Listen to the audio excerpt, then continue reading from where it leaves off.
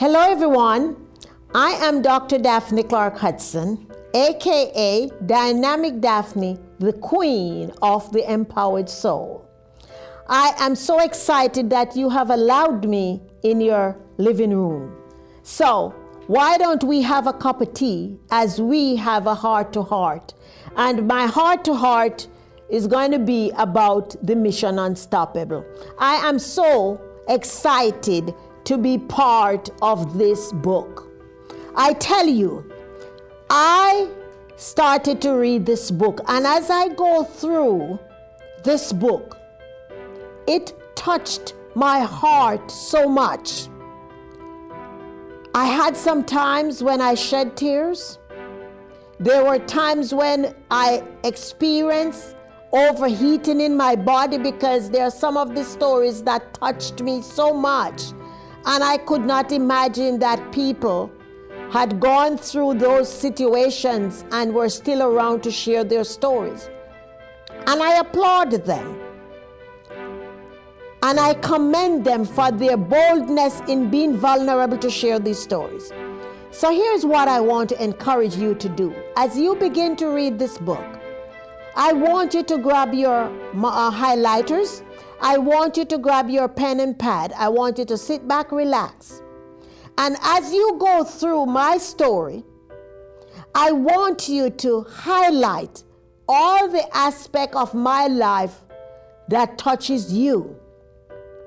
And as you go through the different stories, you are going to find section of those stories that touch you. I tell you, as I read over my own story, I cried because I said to myself, can you imagine? I lost my mother at age 13 and I am still around, still doing amazing things. I said, look at me today. I did not go to traditional high school, yet nothing stopped me. Had my mother not instilled in me that I can do whatever it is that I set my heart to, I would not be here to share this story with you. So I want you to find your song. There's a song inside of you.